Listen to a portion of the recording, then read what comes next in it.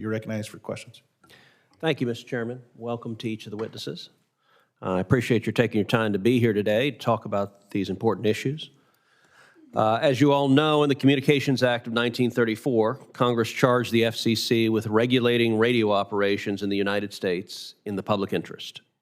For years, the FCC managed radio operations, that is, who was and wasn't allowed to broadcast on the nation's airwaves, in a rather clunky, inefficient way, via the comparative hearing process, or as it became more commonly known, through beauty contests and lotteries. But then, almost 30 years ago, all that changed when Congress granted the FCC the authority to use auctions to award licenses for the rights to use the radio spectrum, so-called Spectrum Auction Authority. This market-based approach fundamentally transformed how spectrum licenses are valued, distributed, and aggregated, which has revolutionized telecommunications.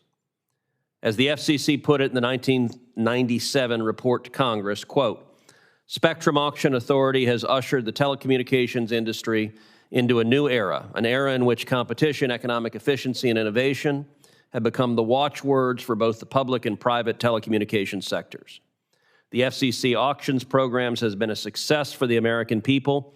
The FCC's new auction design and automated system have won awards at home and have been studied, licensed, or copied worldwide.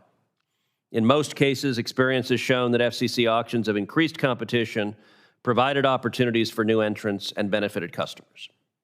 In other words, a pretty big success. Unfortunately, though, in recent years, it has felt like we're beginning to take steps backwards in this area as the number and volume of fights over proposed uses for bands of spectrum has grown. Whether it's the 24 gigahertz fight between NASA, NOAA, and the FCC, the 5.9 gigahertz fight between DOT, the auto manufacturers, and the Wi-Fi device manufacturers, the 6 gigahertz fight between the Department of Energy, utility providers, and the Wi-Fi lobby, or most recently, the C-band fight between FAA, DOT, airlines, and the mobile broadband providers, these spectrum food fights are all having the same impact, injecting uncertainty into the marketplace and undermining the auction system, which helped revolutionize not just American but global telecommunications over the last 30 years. So my question to each of the witnesses is pretty simple. Is the spectrum management process in the United States today broken? And I'd like to get an answer from each of you.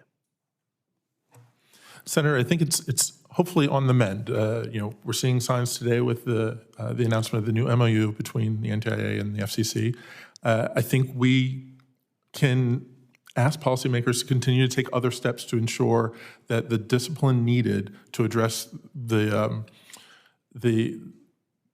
technical issues that need to be examined and determined on how spectrum works and whether there's interference is followed.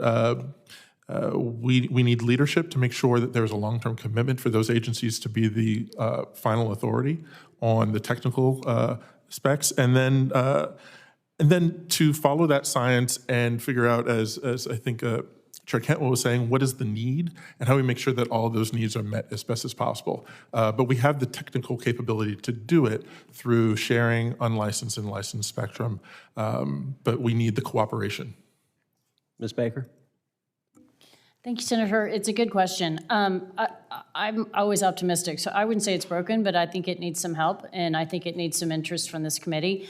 I can't believe, by the way, it's 30 years ago for Auction Authority. That's amazing.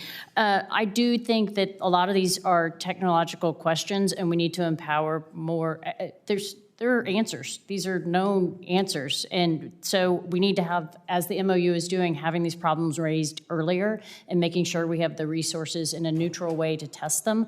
That's why I support more funding for ITS, because it's a government agency that's testing it. And right now it's funded usually by the people who are in the middle of a spectrum dispute. That doesn't seem right. It seems like we could do it a little bit more neutrally.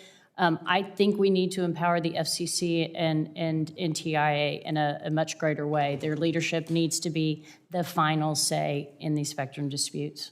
And maybe we look at the Spectrum Relocation Fund to see what future reallocations we're going to need to do so we can do the research earlier.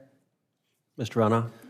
Thanks for the question, Senator Cruz. I wouldn't say it's broken, but it certainly failed in these instances. And in our work, we found, largely these processes do work for routine matters.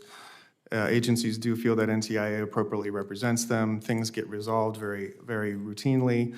But when things get more complicated, when there's more agencies involved, when there are technical questions that aren't resolved, and they can't come to agreement, that's where this process breaks down, as we've seen over and over again here in the last few years. And so, we've certainly tried to make recommendations to shore that up, and I think the MOU is a good first step towards that. Dr. Baseline?